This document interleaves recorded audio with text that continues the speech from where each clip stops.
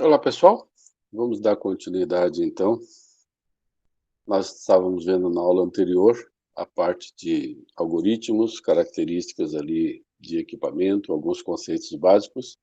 Vamos ver agora como que a gente pode dar continuidade escrevendo algoritmos. Algoritmo vai ser, então, instruções ou comandos. Para escrever esses algoritmos ou esses programas, é necessário usar instruções e comandos. Uma instrução, um comando, são frases que indicam ações a serem executadas. São compostas por verbos no imperativo ou no infinitivo, né? Então, naquele exemplo que a gente tinha lá, bater duas claras de neve, seria uma instrução do tipo assim: bata duas claras de neve, ligue os faróis, some dois números. São de forma verbo no imperativo ou infinitivo. Uma pseudolinguagem, ela vai permitir o quê? Que você formalize a escrita dos algoritmos, né, na forma de pseudocódigos. Então, você tem aqui um problema, você vai colocar pseudolinguagem, se, então, senão, que é a maneira como a gente vai estar escrevendo no Portugal, e existe o correspondente, né, a esta pseudolinguagem, que vai ser uma linguagem de programação, podendo ser Java, C, Pascal, etc.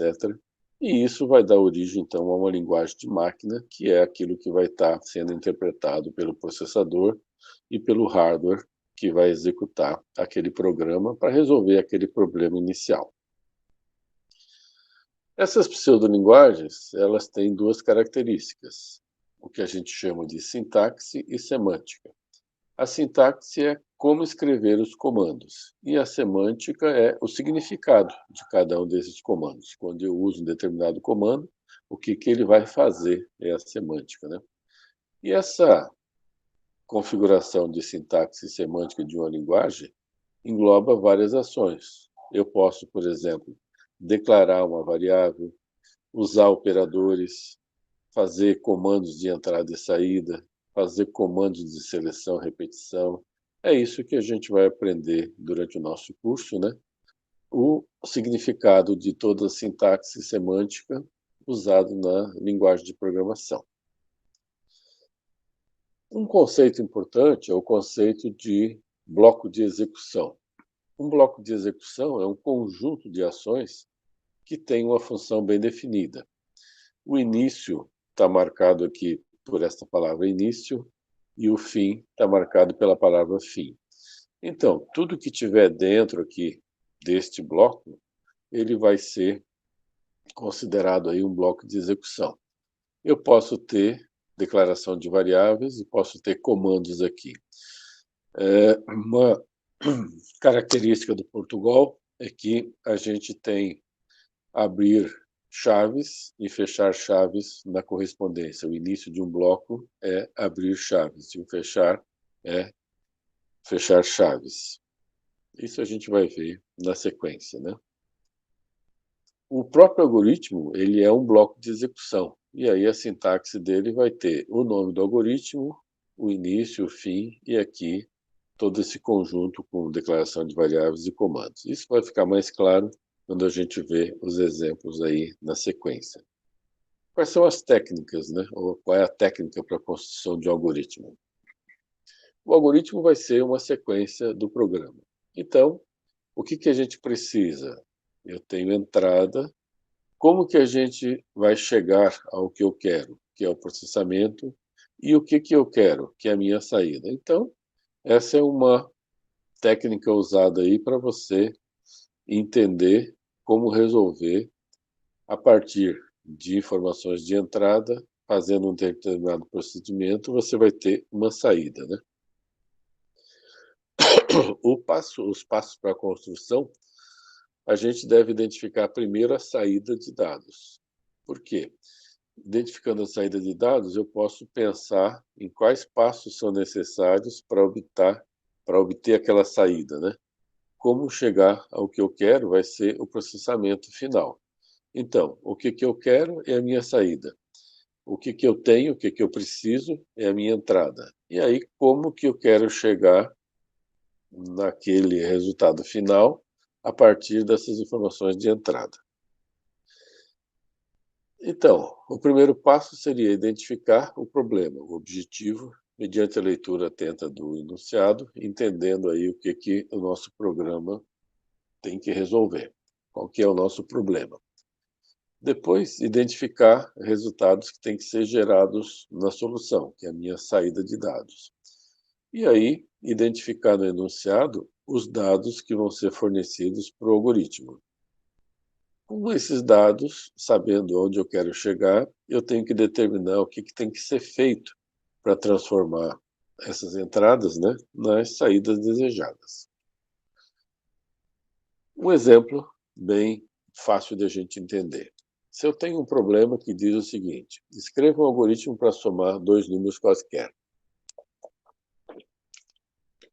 Então, esse algoritmo, se ele vai ter que somar dois números quaisquer, qual que é o resultado que tem que ser gerado nessa solução ali? Qual que é a minha saída de dados? A minha saída de dados é a soma, o resultado da soma. Eu estou dizendo aqui que é para escrever um algoritmo que vai somar dois números, então o resultado é a soma desses dois números. Então eu já identifiquei a saída de dados. No enunciado, quais são os dados que vão ser fornecidos? Qual que é a entrada de dados? Olha, se eu estou lendo aqui nesse texto, os dois números vão ser usados como entrada de dados, já que é um algoritmo para somar dois números quaisquer. Então, já identifiquei a saída e já identifiquei a entrada. Agora, tem que determinar o procedimento que vai ser feito, o processamento.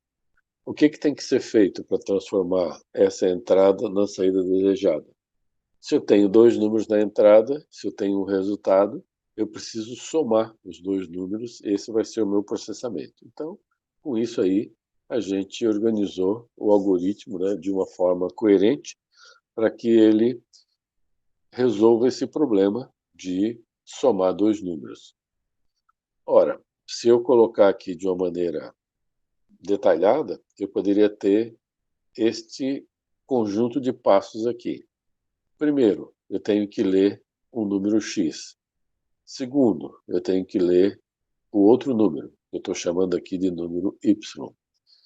Preciso somar x e y e preciso mostrar o resultado. Então, a minha entrada são esses dois números, o x e o y. O meu processamento é fazer a soma. E a minha saída é o resultado dessa soma. Então, essa é uma maneira aí de você exemplificar esse algoritmo para a soma de dois números quaisquer. Algumas sugestões aí de literatura são colocadas aqui. Resumindo, coisas para não esquecer. As rotinas do dia a dia podem ser descritas de forma de algoritmos. Escrever algoritmo é mais ou menos como escrever um manual para que alguém execute uma tarefa. E no caso de um algoritmo computacional, ele tem que seguir alguns padrões de linguagem, né? E a construção, a partir do enunciado, sempre vai ter essa forma aqui para a gente resolver e ter uma solução. Identificar qual é a saída que a gente vai ter, identificar qual é a entrada dos dados e qual que é o processamento para que eu consiga, a partir dessa entrada, chegar naquela saída determinada. Alguns exercícios de lógicas aqui são mostrados e servem aí para vocês darem uma alternativa e pensar um pouquinho. Alguns desses já são conhecidos, tem solução aí na internet, é fácil de verificar. Esse segundo aqui também é bem interessante, vocês podem buscar a solução aí na internet, não vamos resolver aqui nesse momento. Exercício de algoritmos. Descrever a sequência de passos necessários para colocar um carro em movimento. Ora, descrever a sequência de passos necessários para jogar o jogo da velha. Qualquer um poderia fazer a descrição, né, colocando em etapas o que tem que ser feito, tanto nesse caso aqui, de colocar um carro em movimento, quanto nesse caso do jogo da velha. Aqui no carro em movimento depende, né, se é um carro automático, se é um carro mecânico, cada um relataria, cada um colocaria os passos de acordo com a sua percepção. Não necessariamente a gente vai ter algoritmos iguais, mas cada um vai resolver de uma forma com todas as etapas necessárias. Vamos continuar aqui. Se eu tiver que calcular a média aritmética a partir de três notas, identificando a solução, entrada, posição de saída, qual que é a saída nesse caso aqui?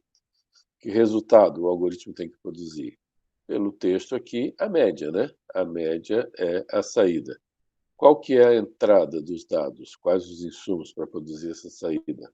Três notas. Então, eu imagino que vou ter uma nota 1, nota 2 e a nota 3 como sendo aí os dados de entrada.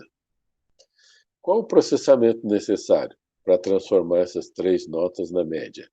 Eu vou ter que somar as três notas, por exemplo, fazendo soma igual nota 1 mais nota 2 mais nota 3, e depois eu tenho que dividir a soma por 3. Aqui o sinal de mais é o que permite as adições, e o barra aqui significa dividir, esse resultado dividido por 3.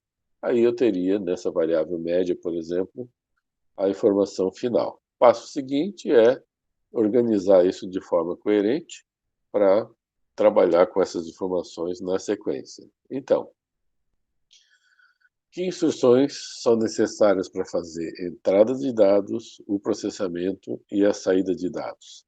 Agora a gente já começa a aprender instruções da nossa linguagem Portugal. Portugal vem de português mais algoritmo.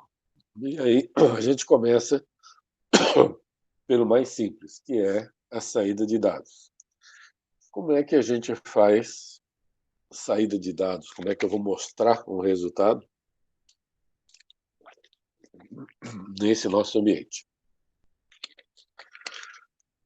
A saída de dados vai exibir uma mensagem ou resultado para o usuário na tela do computador. A instrução para a saída desses dados no Portugal é essa daqui, ó, escreva. Escreva, abre parênteses, aí você tem uma mensagem ou identificador e fecha parênteses. Então, se eu tiver esse comando aqui, escreva, abrir parênteses, entre aspas duplas, que é um texto, alô mundo. Ele vai mostrar esse texto, alô mundo, lá na saída. E se eu colocar este daqui, escreva, a soma é igual, vírgula, soma. Vai ter como resultado lá esta frase, a soma é igual a, e logo em seguida o valor que eu tinha nessa variável soma vai ser mostrado. Então, se o valor da soma era 52, vai aparecer a soma é igual a 52, porque ele escreve aqui o conteúdo que tem nessa variável, tá?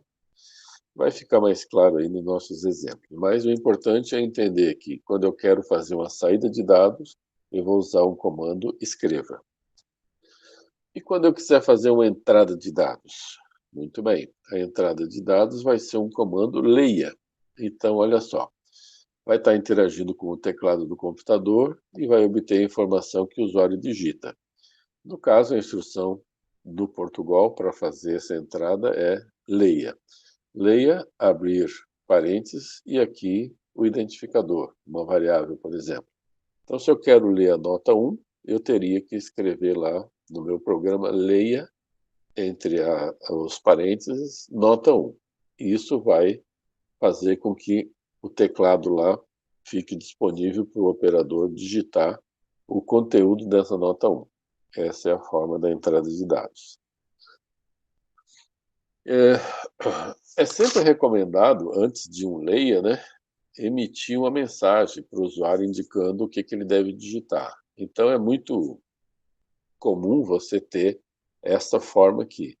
Primeiro, um escreva. O escreva vai mostrar uma frase lá no computador, digite a primeira nota, e aí depois a instrução leia nota 1.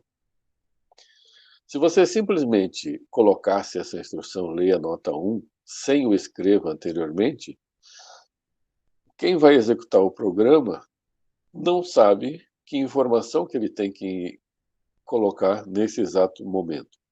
O computador vai parar, o teclado fica habilitado para que você digite alguma informação, mas se não tiver claro qual que é a informação que vai ser colocada ali, não faz muito sentido fazer o leia de uma variável sem pedir ao operador antes qual que é a informação que ele vai estar digitando na sequência. Então, é sempre uma boa prática fazer um escreva documentando qual que é a informação que vai ser pedido na instrução seguinte. Nesse caso aqui, digite a primeira nota, e aí o leia vai habilitar para que você digite o valor dessa primeira nota. Atenção, qualquer dado digitado no teclado precisa ser armazenado na memória do computador. Então, o valor desse nota 1, por exemplo, aqui, eu tenho que salvar em algum lugar para depois fazer operações aritméticas com esse valor. Com isso, a gente tem que reservar uma área de memória para colocar essa informação que está sendo digitada. E aí aparece a necessidade de a gente fazer declaração de variáveis. São essas variáveis que vão conter as informações e são essas variáveis que a gente vai usar no nosso programa para estar manuseando essas informações que estão na memória. Então, vamos lá. Como que a gente tem a possibilidade de fazer declaração de variáveis, reservar essa área de memória? Em primeiro lugar, as linguagens permitem que a gente atribua nomes, né, que são os identificadores, para as posições de memória. Então, supondo aqui que eu tenho esse armário como sendo o equivalente à memória do computador, eu poderia atribuir nomes, né, aqui a cada uma dessas gavetas. Então, nessa gaveta aqui eu vou ter profissão, nessa aqui eu vou ter nacionalidade, nessa daqui eu vou ter idade.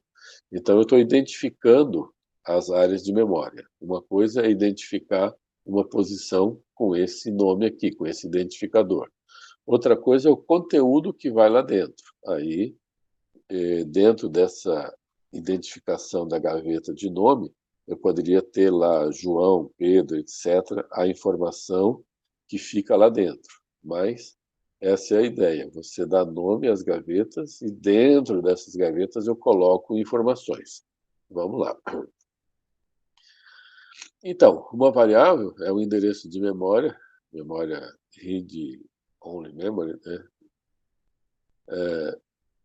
Representada por um identificador, que é o nome da variável, que vai ser criada pelo usuário, e o conteúdo que tem lá dentro pode ser alterado no decorrer da execução. Então, eu tenho essas variáveis compostas por identificador e conteúdo. Identificador é o nome que eu dou lá, por exemplo, para a gaveta. E conteúdo é o valor atual que eu tenho, né? Então, se nessa gaveta aqui eu disse que o identificador dela é nome, eu reconheço ela por nome, o conteúdo que tem lá dentro pode ser Pedro, da Silva, João, de tal, e assim por diante. Aqui, exemplificando, né? Então, nesse identificador nome, dentro do conteúdo que eu tenho é Maria Clara. Nesse identificador idade, que seria essa gaveta da idade, o valor que tem lá dentro é 17. Nesse identificador, essa variável chamada salário, o que tem lá dentro da gaveta é o conteúdo 1342.50. Uma variável assume apenas um único valor por vez. Ao alterar o salário, por exemplo, perde-se o valor antigo. Então, sempre que eu uso um identificador desse e coloco um novo valor, dentro desse identificador, aquilo que tinha lá é perdido, ele substitui, não tem duas informações. Se eu trocar o nome aqui e atribuir João da Silva, essa informação que tinha lá se perde e fica valendo o João da Silva nesse identificador. O identificador deve ser uma palavra que vai refletir o conteúdo. Então, se eu quero aqui colocar a idade, né, para representar um número correspondente à idade, eu vou chamar de idade, não vou simplesmente dizer que ele é um número, né? Não faz muito sentido. Então, sempre a gente usa nomes de variáveis que representem aquilo que eu quero estar armazenando nesse ponto. Com isso, eu tenho tipos de dados. Esses tipos de dados são importantes para a gente construir o nosso programa e trabalhar com as informações, fazer a declaração de uma variável, né, de acordo com aquilo que eu preciso armazenar. Quando eu vou declarar uma variável, eu tenho que informar qual que é o tipo de dado que aquela área, que aquela gaveta pode armazenar. Então, esses aqui são os tipos de dados. A gente vai trabalhar sempre com eles, né? Eu posso ter um tipo de dado inteiro, real, lógico, caractere ou cadeia. O inteiro é onde eu vou colocar números inteiros. Então, qualquer número que não tenha casa decimal, só inteiro, eu vou trabalhar dessa forma aqui. Depois a gente vai ver os exemplos.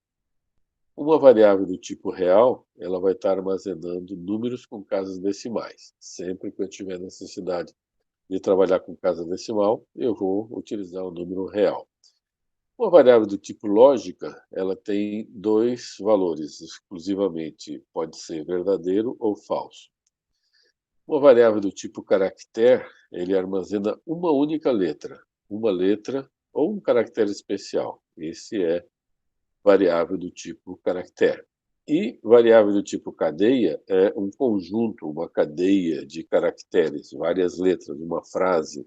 Isso aí, então, quando eu precisar armazenar essas frases, eu vou usar uma variável do tipo cadeia. Os tipos de dados básicos são tipo inteiro, real, lógico, caractere e cadeia. E a forma de definir é essa que aparece aqui.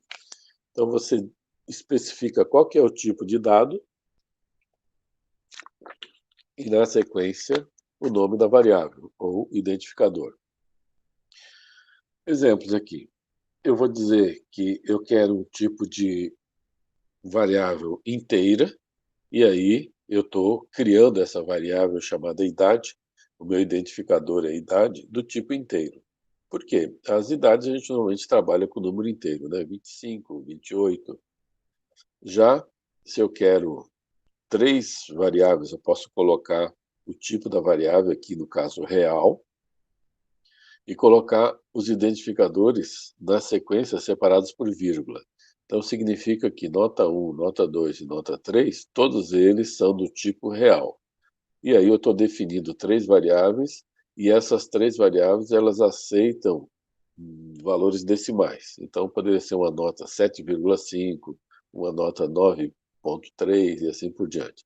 Lembrando que essa parte decimal, aqui, no caso, a gente sempre usa com o ponto. Então, se eu quero representar um valor que tem duas casas decimais, um valor financeiro, R$ 100,20, eu vou escrever sempre 100,20, não é usando vírgula. A vírgula é usada para identificar outra forma da sintaxe, então os números são sempre com ponto decimal. Se eu quiser representar uma nota de 9,7, eu vou colocar 9,7. O caractere poderia ser um conceito, no caso assim, eu estou definindo do tipo caractere essa variável conceito. E aí vai receber, por exemplo, conceito A, conceito B, conceito C, apenas um caractere, quando eu estou trabalhando com variável do tipo caractere. E do tipo cadeia, aí uma frase, né? Poderia ser um sobrenome, um nome de pessoa e assim por diante. Muito bem. A gente tendo já a definição de variáveis, tendo a forma de entrar com os dados, a forma de sair com os resultados, vamos aprender alguns operadores básicos para trabalhar com essas variáveis e aí já dá para a gente fazer programa. Ok? O processamento, então, é feito com essas operações. Normalmente, é realizado com esse uso de operadores. E aí, a gente vai iniciar trabalhando com os operadores aritméticos, que são bem tranquilos de a gente usar. Eu posso usar um operador aritmético de adição, que é o sinal de mais. O de subtração, que é o sinal de menos. Se eu quiser fazer uma multiplicação, eu vou usar o asterisco. Então, este é o símbolo para mim trabalhar com um operador aritmético que faz multiplicação. E a divisão é o barra. Exemplificando, eu posso fazer nota 1 mais nota 2, significa que ele vai estar somando esses dois valores. Eu posso fazer soma barra 2, que significa dividir o valor de soma por 2. E uma coisa muito importante, né? A precedência de operadores é a mesma da matemática. Ou seja, multiplicação e divisão têm prioridade sobre adição e subtração. Na expressão seguinte aqui, 5 mais 3 vezes 2, primeiro ele vai fazer a operação que tem maior prioridade. Primeiro ele processa a multiplicação, 3 vezes 2. E depois ele vai somar com o 5. Né? Então, isso é importante quando você coloca uma expressão aritmética, ele segue essa precedência aqui. A exceção, se você usar parênteses, aí o parênteses vai mudar a prioridade. Então, ele vai executar primeiro o que está dentro do parênteses. Nesse caso aqui, eu tenho 5 mais 3 entre parênteses. Aí ele primeiro executa o que está dentro do parênteses, para depois multiplicar por 2. Ok? Então, isso é importante na hora de fazer as operações aritméticas. Outro operador importante é chamado de operador de atribuição, o que vai permitir possibilitar armazenar valores e resultado nas variáveis. O operador de atribuição é este sinal de igual aqui. Então, vamos entender como é que funciona, né? Eu tenho aqui essas variáveis. Eu defini nota 1, nota 2 e soma como sendo variável do tipo real. Significa que elas vão poder ter pontos decimais, são valores não inteiros, né? E tem um caractere aqui que é do tipo conceito. Então, uma letra apenas vai ser colocado dentro dessa variável chamada conceito, né? O tipo é caractere.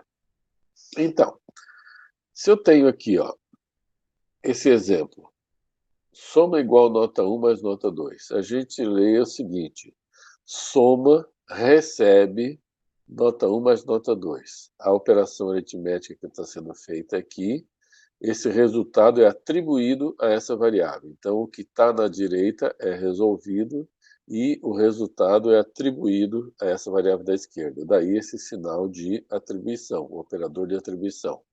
Da mesma forma, média é igual soma dividido por 2. Veja que eu fiz uma operação de soma aqui. O conteúdo dessa soma de nota 1 mais nota 2 ficou nessa variável. E agora eu estou dividindo por 2 e o resultado eu estou atribuindo a essa média. E aí aqui também eu estou atribuindo a letra A para essa variável conceito. Né? Então a gente lê, recebe. O conceito aqui está recebendo o valor A. Nota que, sendo conceito do tipo caractere, é necessário usar um aspas simples aqui na hora que eu estou fazendo essa atribuição. Sempre que eu estou trabalhando com caractere, é um aspas simples. Se eu estiver trabalhando com cadeia, aí é aspa dupla. O nome e o sobrenome de uma pessoa, numa frase, seria usado com aspa dupla. Mas aqui o importante é entender esse conceito do operador de atribuição. Tudo que está à direita é resolvido e o resultado é colocado aqui nessa variável da esquerda. Então, a lógica de funcionamento é resolve o que está à direita e atribui esse resultado a essa variável aqui. Sempre que eu tenho variável igual a alguma coisa, ele vai resolver esta alguma coisa e vai colocar nessa variável. Tá? Daí essa importância do operador de atribuição. Vamos adiante. Nesse exemplo aqui de operações, vamos olhar o seguinte. A gente tem essas variáveis aqui. Uma variável do tipo inteiro, que é A, B, X, Y e K. Todas essas variáveis estão definidas aqui e são do tipo inteiro.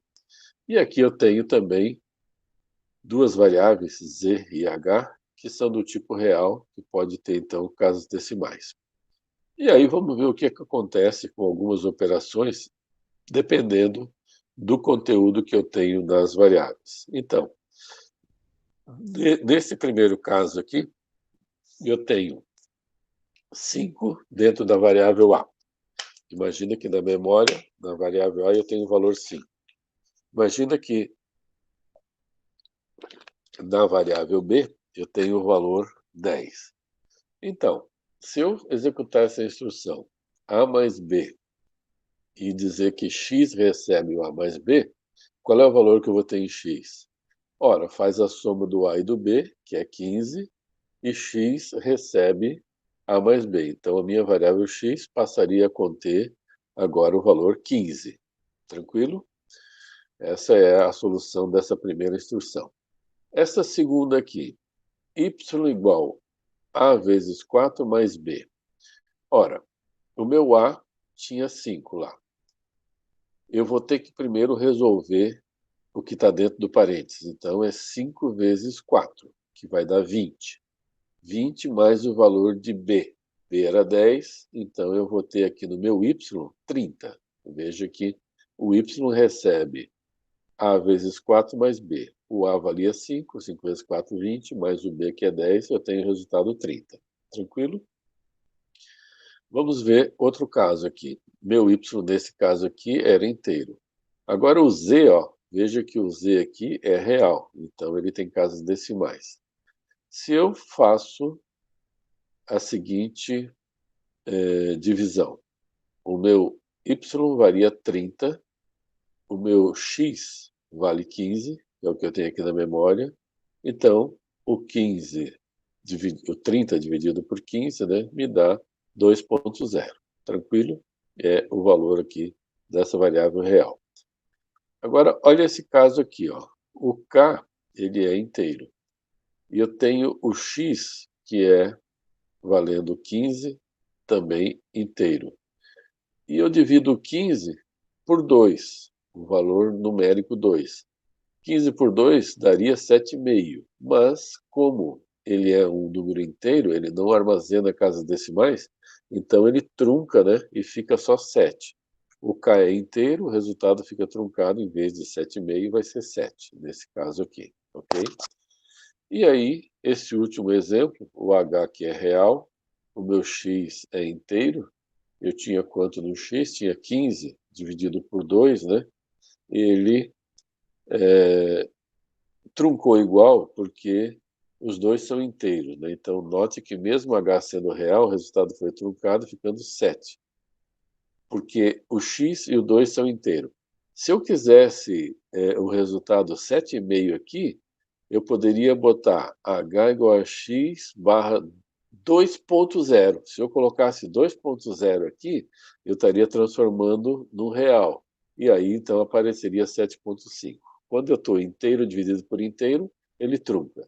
Se for inteiro dividido por um real, armazenado no real, aí vai dar legal. Então, está aqui uma dica, né? Se eu quisesse trabalhar em vez de 2 apenas inteiro, colocar 2,0, aí eu teria o resultado 7,5, tá? São exemplos aí de operações com essas variáveis. Vamos retomar o problema ali de calcular uma média de 3 notas. Muito bem. Se eu preciso calcular uma média aritmética a partir de 3 notas, a minha saída é a média, a minha entrada são 3 notas, nota 1, 2 e 3. O meu processamento vai ser somar as 3 notas e depois dividir essa soma por 3. Muito bem.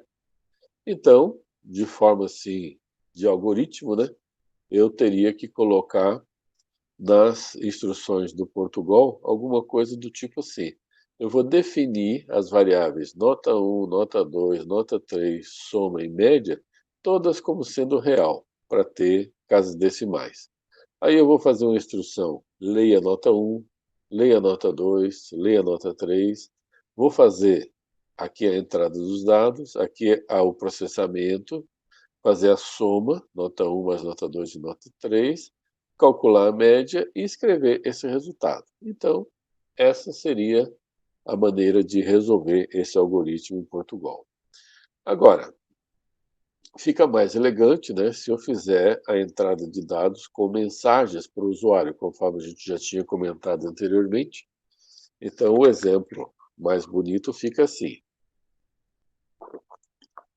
Eu defino as variáveis, nota 1, 2, 3, soma e média. Aí eu coloco um escreva. E a frase, digite a primeira nota. Veja que essa frase está entre as pinhas duplas. Aí, a instrução leia a nota 1, supondo que nessa hora o operador digite 5,0. Aí aparece de novo lá a seguinte instrução: digite a nota 2 e leia a nota 2, supondo que alguém digitou 6.0. Escreva, digite a nota seguinte, né, a terceira nota, leia a nota 3. Aí alguém digitou 7. A instrução seguinte vai somar o conteúdo dessa variável, que é 5, mais o conteúdo dessa variável, que é 6, mais o conteúdo dessa variável, que é 7, faz a soma e atribui esse resultado aqui nessa variável soma. Então, a minha variável soma está mostrada aqui com o resultado da soma desses três números. E aí calcula a média, que é a soma dividida por 3. Então, pegou esse valor aqui, dividiu por 3 e atribuiu o resultado dessa operação, atribuiu a essa variável média, está colocado aqui. E aí a instrução escreva, a média é igual, vai aparecer este texto aqui, depois do igual vai aparecer o valor que tem dentro dessa variável, que é o 6. Essa seria a solução mais completa aí nesse caso. A solução do ambiente Portugal Studio ficaria exatamente assim, né? Portugal Studio vai ser um software que resolve e vai aparecer assim: real, as definições, as instruções, escreva, leia, e aqui a média. Então vai aparecer lá no computador embaixo, né, onde está o nosso programa, essa frase, ele digita 5, essa outra frase, ele digitou 6, e aí este é o resultadozinho que apareceria na execução. Resumindo, coisas para a gente não esquecer. Existe a declaração de variáveis, o identificador e o tipo de dado. Então, aqui é o tipo de dado e aqui é o identificador. Existe a saída de dados, eu posso conseguir mostrar as informações com o comando escreva. Por exemplo, escreva, digite a sua idade, vai aparecer a frase, digite a sua idade. Eu posso fazer entrada de dados com o comando leia, e aí um exemplo é leia idade, por exemplo, mostrando aqui como que eu faço declaração, saída e entrada de dados. Os operadores aritméticos que a gente tem para somar, para dividir, para fazer subtração e para fazer multiplicação. Eu posso usar esses operadores aqui com as minhas variáveis, entre parênteses, por exemplo, dizendo que primeiro eu vou fazer a soma de nota 1 mais nota 2 e depois eu vou dividir por 2. E também o nosso operador de atribuição, que é o igual, né? Mostrando que o resultado dessa operação aqui, que está sendo realizada à direita, vai ser atribuído a essa variável média. Média recebe este resultado que está calculado aqui à direita. E aí, com isso, agora, a gente já tem que começar a praticar. Alguns exercícios resolvidos, só para ter uma ideia, né? Vendo aí como é que podem ser resolvidos esses exercícios. Se eu tivesse que escrever um algoritmo para calcular a distância entre duas cidades, aí, nesse caso, identificando entrada, processamento e saída, a saída vai ser a distância, a entrada vai ser a localização, por exemplo, da cidade 1 e cidade 2, em que ponto que elas estão. E o processamento vai ser a diferença, né? Cidade 2 menos cidade 1. Se eu disser que a cidade 2 está no quilômetro 100, a cidade 1 está no quilômetro 50 da rodovia, a distância é a diferença 100 menos 50, né? O passo seguinte, né, é fazer uma sequência coerente, né, desses recursos que eu tenho, entrada, processamento e saída. E a solução em Portugal seria alguma coisa assim. Defino a distância da cidade 1, da cidade 2, e uma outra variável que vai receber a operação aritmética, né, de uma cidade menos a outra. Digita a localização em quilômetros da cidade 1. Aí ele lê ali, por exemplo, está no quilômetro 100. Digite a localização da cidade 2. A cidade 2 está no quilômetro 200. Aí ele vai calcular a distância fazendo cidade 2 menos cidade 1 e vai escrever a distância entre as duas cidades é o conteúdo que tem aqui nessa variável. E, desconsiderando o sinal negativo, né, se você colocar diferente ali cidade 1 e cidade 2, com posição não em quilometragem crescente, sim em decrescente. Esse é o detalhe. Então, se eu colocar aqui, ó, 162, cidade 2, dá 105 de diferença. Agora é praticar. Então, temos as listas de exercícios que vão ser direcionadas aí para trabalhar exatamente com esses conteúdos que a gente viu até agora. Obrigado a todos.